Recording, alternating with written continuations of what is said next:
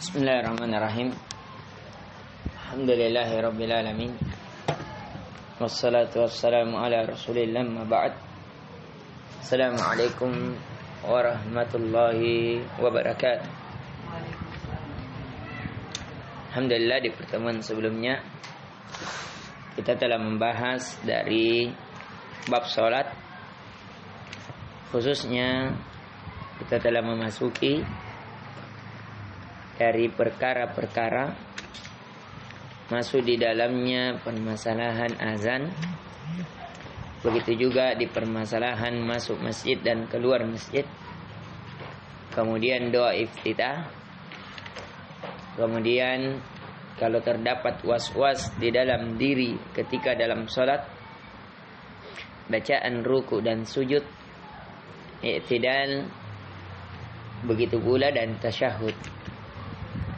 Dan kita juga telah mengambil ad-du'a qabla salam, berdoa sebelum salam. Sebagaimana tugasnya insyaallah besok akan disetorkan. Namun jikalau ada yang mampu di hari ini lebih baik. Kemudian di pertemuan kali ini kita masuk al-adhkaru ba'da salami. Zikir-zikir setelah salam. Zikir-zikir setelah salam ini, yang pertama, susunannya tidak ada dalil apa yang lebih awal kecuali kalimat ini. Kita melihat kana Nabi sallallahu alaihi wasallam idza insarafa min salatihi istaghfara thalathan wa qala Allahumma antas salam wa minkas salam tabarakta ya dzal jalali wal ikram. Rawahu Muslim. Bahwasanya Nabi sallallahu alaihi wasallam ketika berpaling dari salatnya beliau beristighfar. Jadi setelah salam apa? Istighfar. Assalamualaikum warahmatullahi, assalamualaikum warahmatullahi. Langsung astagfirullah. Salasan, 3 kali. Ya. Jadi Nabi sallallahu alaihi wasallam beristighfar 3 kali. Ustaz, saya mendengar biasanya ada takbir. Setelah salam langsung Allahu Akbar, Allahu Akbar, Allahu Akbar. Itu terdapat dalam kitab Abdurrahman bin Nasir As-Sa'di, guru Syekh Utsaimin rahimallahu taala, dalam kitabnya Minhajus Salikin.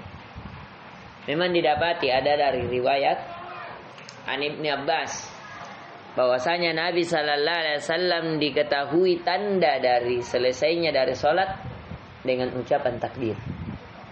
Dengan ucapan apa? Takbir. Tapi di sini menjadi pembicaraan kata para ulama, yang takbirnya itu dimaksudkan adalah takbir sebagaimana takbir salat, subhanallah, alhamdulillah, Allahu akbar. Ada yang mengatakan demikian. Ada juga yang mengatakan bahwa tidak, takbir yang dimaksudkan adalah setelah salam beliau bertakbir. Karena itu yang menjadi tanda bahwa Nabi telah menyelesaikan apa? Salat. Dan ini yang dikuatkan oleh guru kita Al-Ustaz Zulkarnain hafizallahu ta'ala. Ya. Yaitu setelah salam boleh bertakbir. Dan ini juga yang dikuatkan oleh guru Syekh Utsaimin rahimallahu ta'ala. Dan banyak di kalangan para ulama mengamalkannya. Tapi kalau ada yang berpendapat bahwasanya yang dimaksudkan adalah takbir setelah subhanallah, alhamdulillah, Allahu akbar, tidak masalah. Tidak menjadi masalah. Jadi boleh. Tapi kalau mau menggabungkan keduanya, dipakai keduanya, tidak masalah juga. Ya. Tidak ada permasalahan. Kemudian setelah itu, jadi setelah salam, Allahu Akbar, takbir, baru istighfar.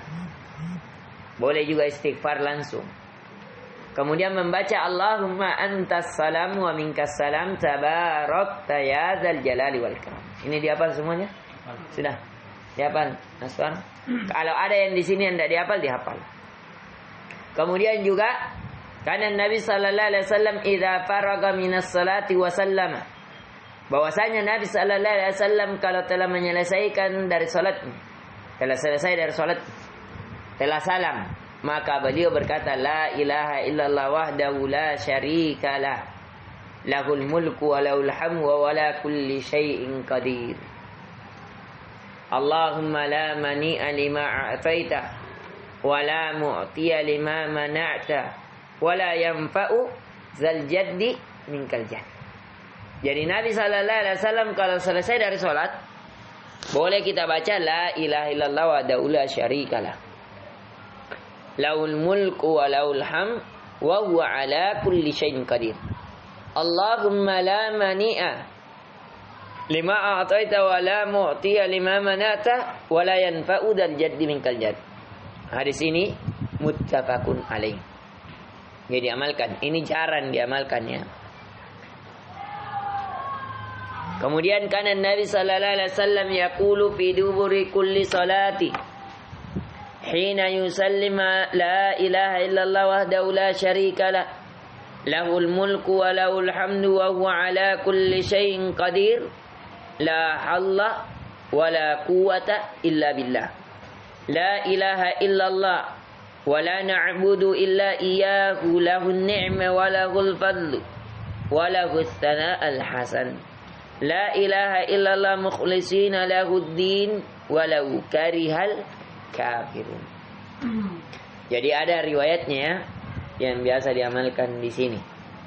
Tapi perbedaannya Nabi sallallahu alaihi wasallam yaitu tidak berjamaah. Ya, biasa yang dibaca imam-imam itu betul, ada riwayat. Ya, tapi dilakukan tidak secara berjamaah.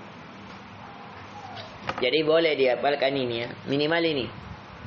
Allahumma antas salam, la ilaha illa anta la syarika. Itu minimal.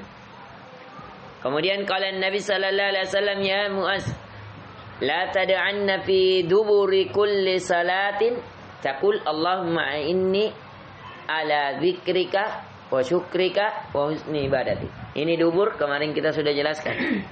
Bahwa dubur yang dimaksudkan di sini adalah setelah tahiyat sebelum salam. Yang dimaksudkan di sini. Ya. Rawahu Abu Dawud. Ini juga dihafal. Jadi yang dihafal ini Allahumma inni ala dzikrika wa syukrika wa husni ibadati. Kenapa? Karena Nabi larang la tad'anna, jangan pernah kau tinggalkan. Menunjukkan apa ini? Pentingnya ini doa. Apa itu? Allahumma inni, ya Allah bantulah aku ala dzikrika, untuk senantiasa mengingatmu. Ini kalau Allah tidak bantu kita senantiasa mengingat Allah, kita akan termasuk orang lalai dan lupa. Ya. Wa syukrika, dan senantiasa bersyukur kepadamu. Berapa banyak orang-orang yang kufur nikmat. Wa husni ibadatik, dan senantiasa memperbaiki ibadahku kepadamu, bukan kepada selain. Kita terkadang indah ibadah kita di hadapan orang lain, tapi di hadapan Allah, Allah yang tahu berapa banyak dosa yang kita lakukan, berapa banyak maksiat yang kita lakukan di kala bersendirian.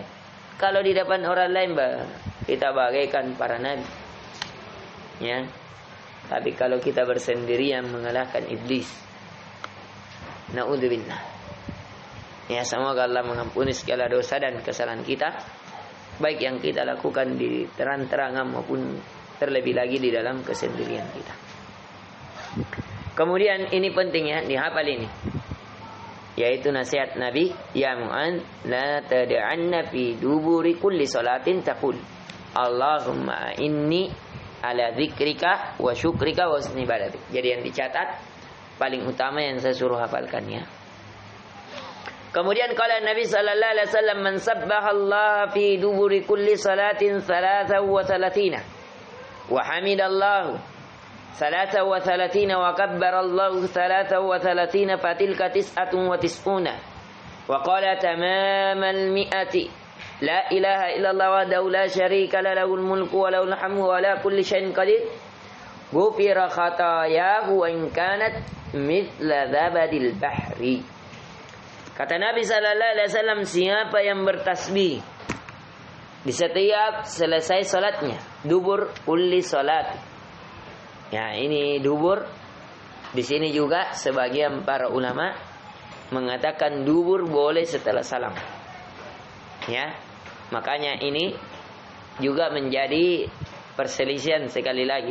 Tapi kalau Allahumma a'inni ala dzikrika yang dikuatkan oleh guru kita sebelum salam. Tapi boleh dilakukan. Kalau ada yang tidak lakukan sebelum salam, dia lakukan setelah salam boleh. Karena kata dubur, walaupun yang lebih kuatnya makna dubur di atas makna orang Arab adalah itu tadi, sesuatu yang terikat tapi dia berada di penghujungnya, tapi masih terikat dengan amalan tersebut. Ya, itu yang dirojikan oleh guru-guru kita. Tapi kalau ada yang melakukan setelah sholat, tidak jadi masalah. Bukan perkara bid'ah, perkara yang dibolehkan. Wadah? Nah, kemudian di sini kata Nabi Sallallahu Alaihi Wasallam, hadis ini diriwayatkan oleh Imam Muslim. Yang kata Nabi Sallallahu Alaihi Wasallam, siapa yang bertasbih setelah sholat 33 kali, bertahmid 33 kali, bertakbir 33 kali, berarti dia sudah berzikir kepada seluruhnya berapa? 99. Wa qala an-nabi wa tamamal mi'ah, dan dia genapkan, cukupkan, sempurnakan menjadi 100 dengan ucapan la ilaha illallah wahdahu la syarika lah, wahdahu la syarika lah, lahul mulku wa lahul hamdu wa huwa ala kulli syai'in qadir. Apa kebaikannya, apa pahalanya, apa balasannya?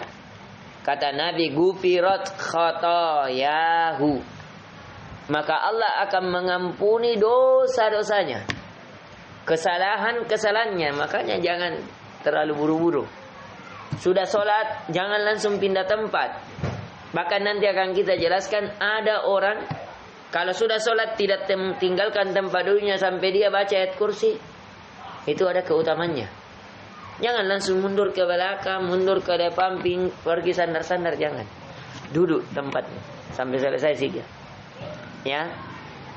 Kecuali kalau imam, kalau kita sebagai imam boleh berpindah tempat tapi menghadap ke makmum. Biasanya Nabi menghadap kanannya, kelihatan pipi kanannya yang keputih-putihan. Tapi terkadang Nabi berhadapan begini secara sempurna.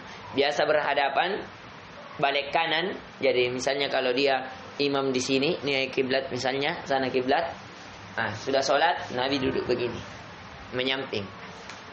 menyampingi jamaah. Tapi biasa juga Nabi apa? Berhadapan dengan jamaah begini. Ya, kalau di sana kiblat. Boleh berhadapan secara sempurna atau bersampingan. Jadi ini, tapi itu dibaca semuanya sama dengan ini. Ya, biasanya Nabi. Wa in kanat mithla zabadil bahri, walaupun dosa-dosanya itu bagaikan buih di lautan. Bayangkan, seandainya digabungkan seluruh ini lautan, pinggir-pinggir lautan kan pasti ada buih. Buih itu busa-busanya lautan pasti ada kan? Karena tidak ada lautan yang tidak berombak. Sedangkan ombak itu yang menjadikan ada buih. Artinya seandainya sebanyak itu dosanya, sebanyak buih itu, siapa yang bisa hitung itu buih-buih di lautan? Tidak ada. Ya. Seandainya dosa-dosa kita tidak bisa lagi dihitungkan saking banyaknya, lakukan ini. 33 kali subhanallah, 33 kali alhamdulillah, 33 kali Allahu Akbar. Cukupkan la ilaha illallah wahdahu la syarika. Ya. Makanya dalam riwayat lain Nabi katakan, bagaimana pendapat kalian yang sudah kita lewati ya? Kalau ada orang yang di depan rumahnya ada sungai dan dia mandi 5 kali sehari, apakah masih ada daki padanya? Tentu tidak ada. Ya, begitulah perumpamaan salat. Dan di riwayat lain Imam Muslim, as-salawatul khams, salat 5 waktu, mukaffiratun bainahuma, dia akan menjadi penggugur dosa-dosa, kesalahan-kesalahan di antara keduanya. Baru jalannya menggugurkan, baru wudunya menggugurkan, baru mendengar azannya dibalas menggugurkan, sudah sholatnya menggugurkan, zikirnya lagi menggugurkan. Apa yang menjadikan dia lagi? Kalau ini dipertahankan hingga akhir hayat, biiznillah, ya tidak ada lagi yang menjadikan kita disiksa. Selama bukan amalan-amalan kekufuran. Walaupun yang digugurkan ini terjadi perbedaan pendapat di kalangan para ulama. Dosa apa yang digugurkan ini? Dosa besar atau dosa kecil? Yang kebanyakan para ulama mengatakan dosa kecil. Kalau orang berudu yang tergugurkan dosa kecil. Kalau orang berjalan ke masjid yang tergugurkan dosa kecil. Kalau orang sholatnya, zikirnya tergugurkan dosa kecil. Artinya walaupun sebanyak buih di lautan dosa-dosa kecilnya. Adapun dosa besar wajib bertobat. Wajib menyesal. Wajib dilakukan sebelum matahari terbit dari barat. Wajib dilakukan sebelum nyawa di kerongkongan. Wajib dilakukan kalau berhubungan dengan hak orang lain, maka harus dimintai maafnya. Kalau berhubungan dengan harta harus dikembalikan. Tidak cukup dengan amalan-amalan ini. Amalan wudu, amalan sholat, amalan puasa, tidak cukup. Karena dia membutuhkan tobat. Ya, ini yang lebih rajihnya, yang lebih kuatnya. Yaitu yang dihapuskan adalah dosa-dosa kecil. Adapun dosa-dosa besar kita berharap semoga juga menjadi penghapus. Tapi kalau berhubungan dengan hak manusia, apa? Wajib dikembalikan hak. Faqala Nabi sallallahu alaihi wasallam man qara'a ayatal kursi fi duburi kulli salatin maktubah lam yamna'hu min dukhulil jannah illa yamutah. Rawahu An-Nasa'i fi Sunanil Kubra. Berkata Nabi sallallahu alaihi wasallam, barang siapa yang membaca ayat kursi di setiap akhir atau selesai salatnya, salat wajib, maka tidak ada yang menghalangi dirinya masuk ke dalam surga kecuali kematian. Artinya apa? Kalau kita baca tadi di salat Isya, kita mati sebelum subuh, surga bagi kita. Kalau kita baca di salat subuh sebelum duhur, makanya jaga baca ayat kursi. Ya, bagaimanapun sibuknya urusan, seandainya saya katakan, walaupun terjadi bencana di masjid, kalau bisa baca dulu ayat kursi baru tinggalkan. Kalau tidak bisa bertasbih, minimal ayat kursi. Kenapa? Karena tidak ada yang halangi kita kecuali kematian. Ya, kalau saya pribadi, alhamdulillah ini yang paling saya jaga. Sibuk bagaimanapun, minimal saya baca duluan ayat kursi dulu, nanti di jalan subhanallah, alhamdulillah, Allah akbarnya. Intinya jangan tinggalkan tempat kecuali baca ayat kursi. Itu paling utama. Karena masalah surga ini, tidak ada yang menghalangi kita masuk surga kecuali kematian. Artinya kalau kita mati, masuk ke dalam surga. Ini jaga, ikhwah, jaga ini. Jangan tinggalkan ini. Ini paling jaga baca ayat kursi. Kenapa? Karena ayat kursi juga memiliki keutamaan bahwasanya dia adalah termasuk ayat yang paling berpengaruh dari surah Al-Baqarah, ayat kursi. Ya. Ayat kursi ini penting sekali. Kemudian an Uqbah bin Amirin radhiyallahu an qala amarani Rasulullah sallallahu alaihi wasallam an aqra bil muawwidzat dubura kulli salati. Bahwasanya Uqbah bin Amir berkata bahwa Nabi sallallahu alaihi wasallam memerintahkanku untuk senantiasa membaca bil muawwidzat. Muawwidzat ada 3. Qul huwallah, qul a'udzu birabbil falaq, qul a'udzu birabbin nas. 3 qul. Jadi di setiap salat dianjurkan dibaca 3 qul. Berapa kali? 1 kali. Semua salat kecuali salat subuh dan maghrib. Jadi semua salat 1 kali. Kecuali salat subuh dan maghrib 3 kali. Ya, kalau ada yang dah hafal baru dengarkan amalan ini dicatat. Apa saja yang kita pelajari. Kalau sudah dihafal boleh dilalui. Ya. Jadi inti pembelajaran pada zikir-zikir ini apa? Membaca istighfar, takbir, Kemudian Allahumma antas salam. Ya, boleh juga Allahumma la mani'a lima ataita wa la mu'tiya lima mana'ta wa la yanfa'u dzal jaddi minkal jadd.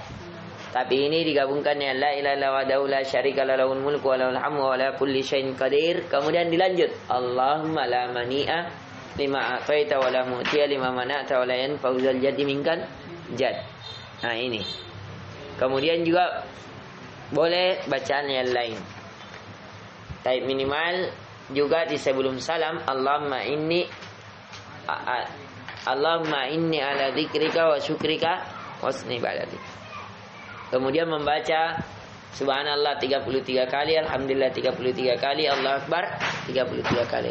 Dicukupkan dengan la ilaha illallah wahdahu la syarika.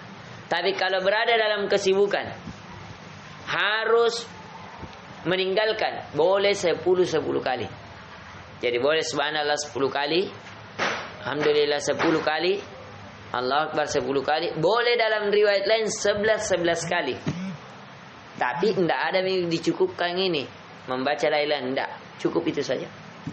Dalam riwayat ini dinukilkan oleh Syekh Albani dalam kitab salat Nabi sallallahu alaihi wasallam. Jadi boleh 10 kali, boleh 11 kali, boleh 33 kali. Mana terafdal? Tentu yang terbanyak yang terafdal. Ya, karena yang terafdal adalah yang paling ikhlas, paling mencocoki sunnah.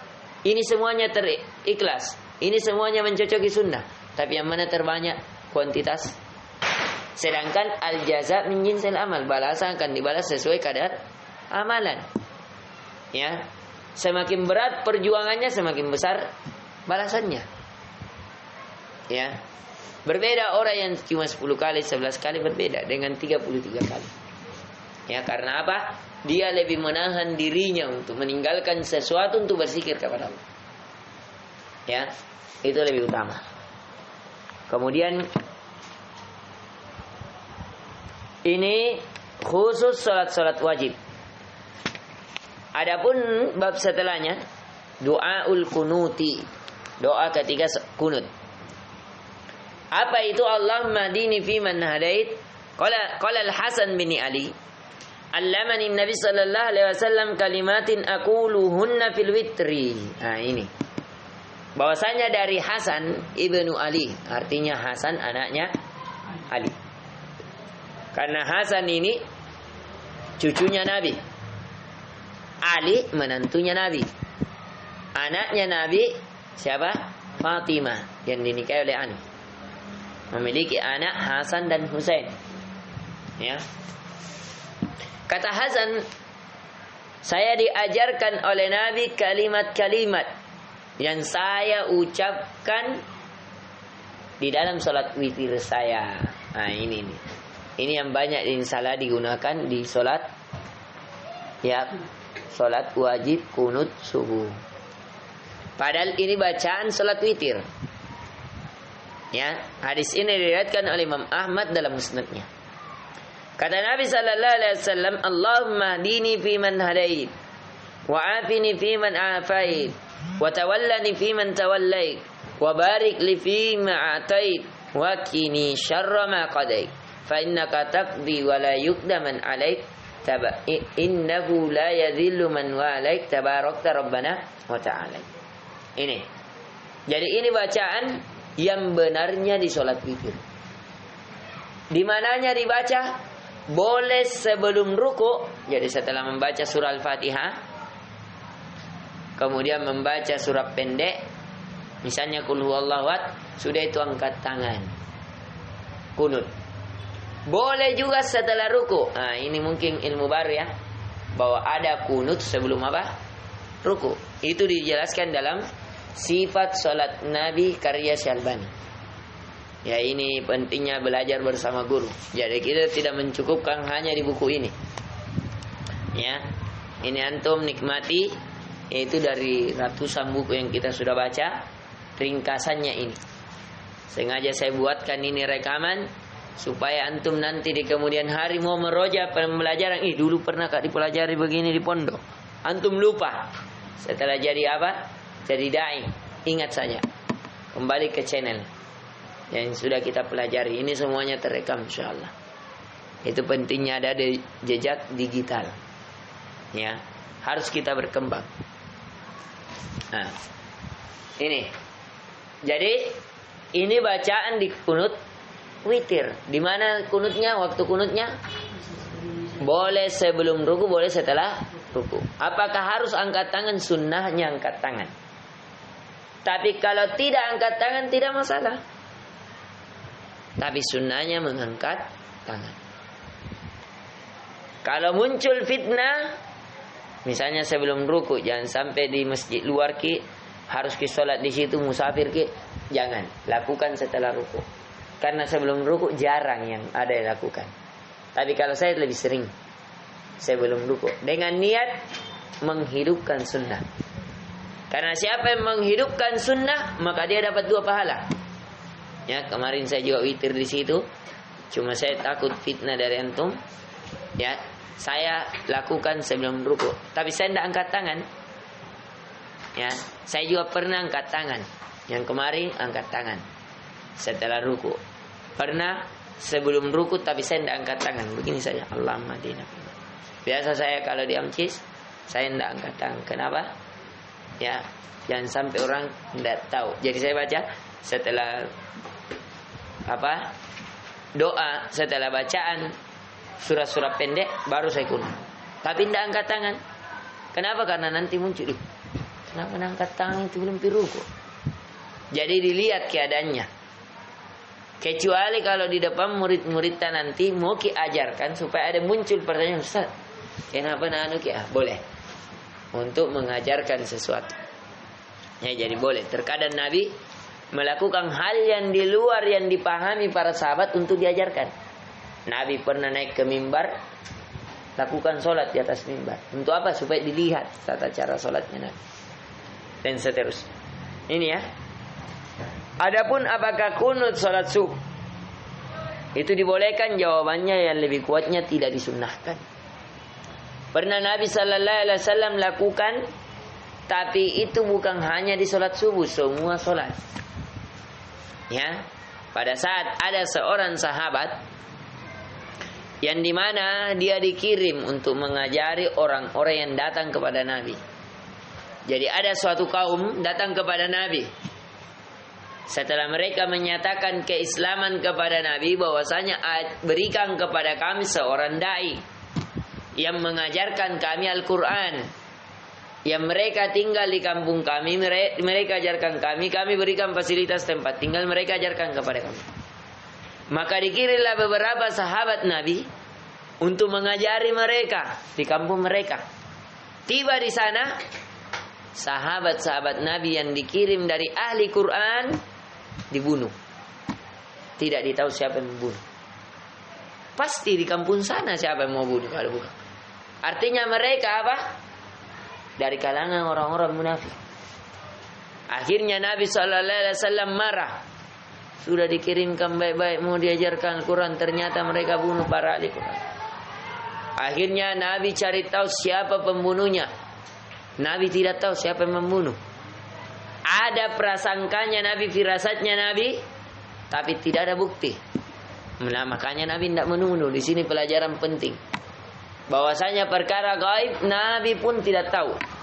Karena tidak ada yang mengetahui perkara gaib kecuali Allah. Yang kedua, firasat seseorang, ini salah. Ini yang lakukan. Ini mungkin yang bunuh. Itu tidak cukup menjadikan sesuatu persaksian pada keputusan hukum Islam. Harus ada bukti. Ya. Harus ada barang bukti, harus ada jejak yang diakui. Indikasi yang kuat. Makanya Nabi tidak hukum. Maka ketika Nabi tidak hukum, apa yang dilakukan Nabi? Nabi berkunut. Namanya kunut nazilah. Di sini ya. Jadi kunut ini terbagi berapa? Terbagi 2. Ada namanya kunut sholat witir. Ada namanya kunut nazilah. Apa? Kunut nazilah. Ini dijelaskan dalam sifat salat Nabi karya Syalbani. Yang saya selalu ucapkannya sifat salat Nabi karya Syalbani. Karena ini yang terlengkap. Ya. Jadi kunutun isman nazilatan wa witran. 2. Ini dilakukan kullu sholatin. Kullu sholawatin. Kalau ini khusus witir. Jadi Nabi lakukan kurang lebih 1 bulan. Baik di sholat asar, sholat maghrib, sholat isya. Ya, Nabi lakukan kunut. Tapi yang bersuara. Yang tidak bersuara terbagi lagi 2 pendapat. Apakah ketika kunut bersuara atau tidak bersuara sebagaimana asalnya? Ya. Yang lebih kuatnya yang tidak bersuara, yang bersuara. Itu lebih amannya karena dia asal. Walaupun kalau ada yang bersuara di waktu yang tidak bersuara tidak jadi masalah. Ya, selalu ini kalau permasalahan pikir mulai dari takbir ada ikhtilafnya sampai salam. Ada khilafnya. Misalnya takbir terjadi khilaf. Boleh takbir sejajar telinga, sejajar pundak. Boleh bahkan tidak mengangkat tangan pada saat takbir. Dalam mazhab Abu Hanifah, ya cukup Allahu Akbar. Sudah, boleh. Ya. Kenapa? Karena dia tidak akui ini hanya hayatus sholat. Mereka anggap, ya, karena tidak sampai dak hadis kepada mereka. Jadi dalam permasalahan sholat itu mulai dari takbir sampai salam terjadi khilaf. Selalu ada pasti perbedaan pendapat. Tidak mungkin tidak.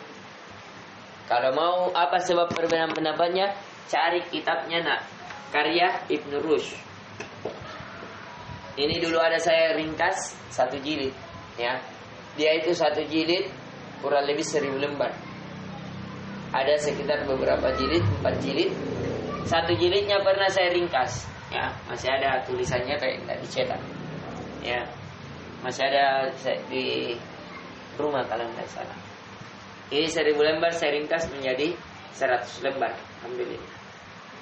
Pernah di masa Covid, tidak ada yang kami kerja, hanya saya ringkas ini.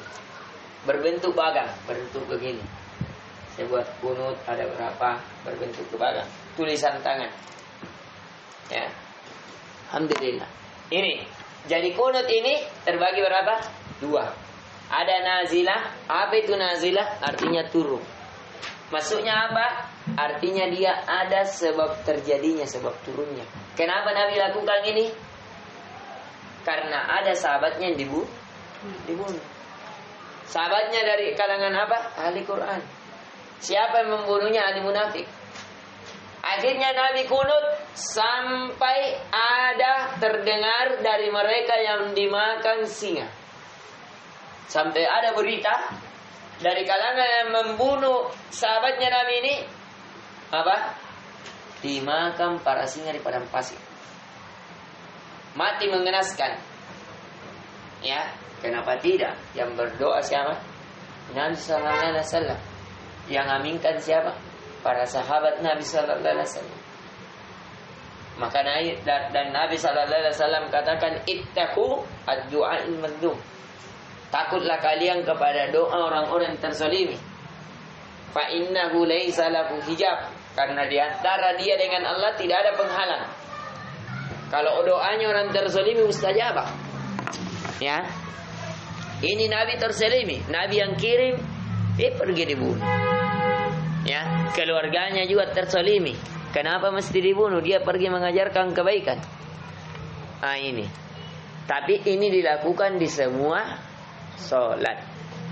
Ada riwayat mengatakan bahwa Nabi sallallahu alaihi wasallam melakukannya di sholat subuh.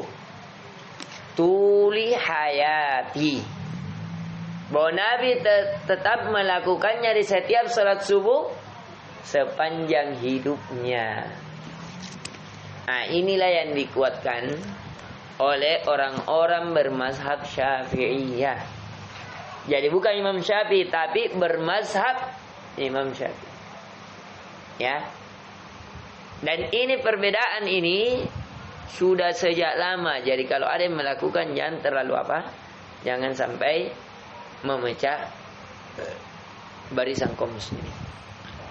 Tapi memang sebagian ada yang menganggap bid'ah dan dia keras di situ. Boleh, karena itu apa? ada berbagai riwayat bahwasanya itu adalah muhdath, perkara yang baru. Karena riwayat tambahan bahwa Nabi lakukan di setelah salat subuh sepanjang hidupnya itu lemah.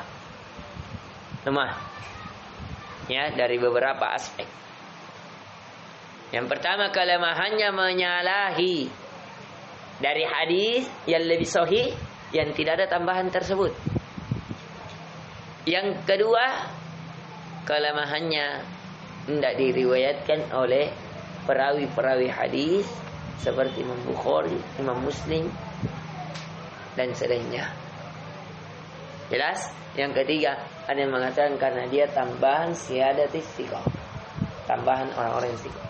Tapi yang lebih kuatnya insyaallah taala ditinggalkan lebih utama. Tapi kalau ada yang melakukan boleh tidak mengikuti. Ya. Tapi kalau muncul fitnah, boleh cukup mengangkat tangan tapi tidak berikut berdoa. Supaya menyeragamkan saja. Ya, saya begitu demikian. Supaya apalagi kalau kita seorang dai, awal-awal mau mendekatkan diri ke situ. Mau ambil lahan supaya para masyarakat mungkin terjadi banyak kesyirikan. Permasalahan fikih, masalah masih rendah dibanding permasalahan akidah. Banyak akidahnya yang menyimpang, masih ke kuburan, masih beristighosa, meminta kepada selain Allah. Ini kalau kita tidak lakukan pendekatan langsung permasalahan fikihnya yang kita bahas, kita takutkan mereka menghindar dari kita. Akhirnya ada hal yang lebih penting yang harus kita ingkari dari masalah keyakinan, masalah permintaan pertolongan selain kepada Allah. Hanya kita terhalang, ya jamu kan janing jo, Ustaz begini, ndak kunut, ndak anui. Akhirnya kita diboikot. Jangan. Ya.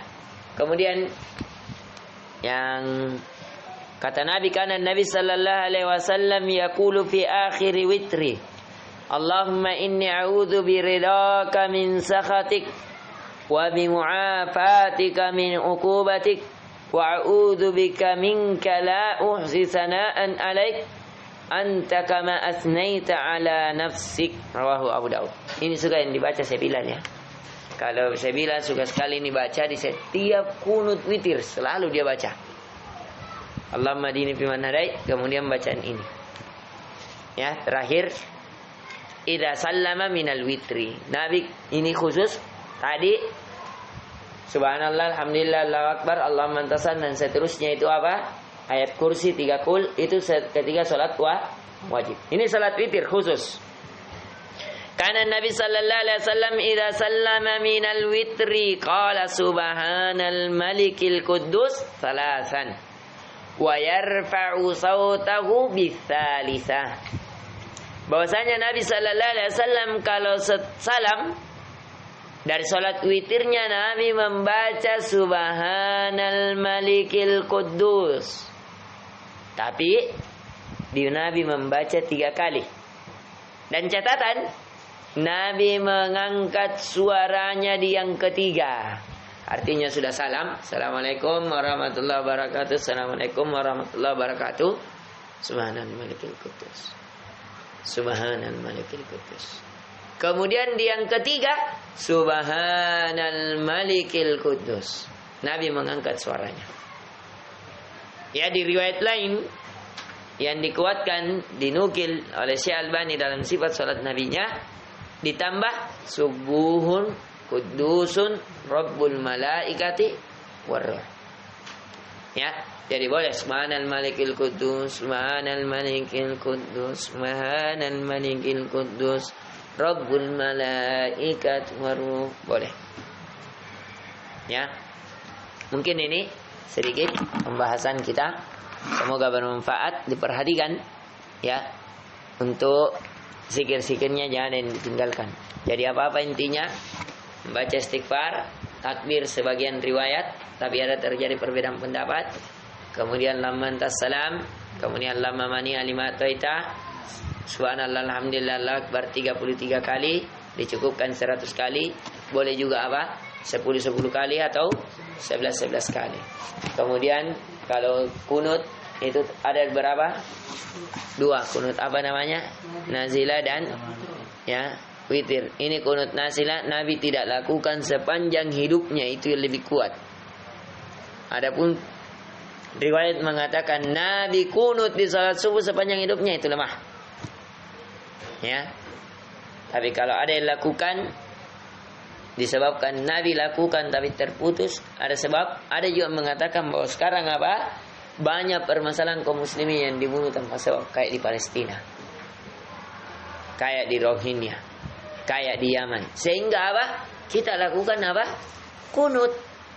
Makanya kita tetap melakukan kunut. Tapi iya, kalau memang itu menjadi ilatnya, kenapa kau tidak lakukan kunut di semua sholat? Kenapa harus subuh saja? Itu jawabannya.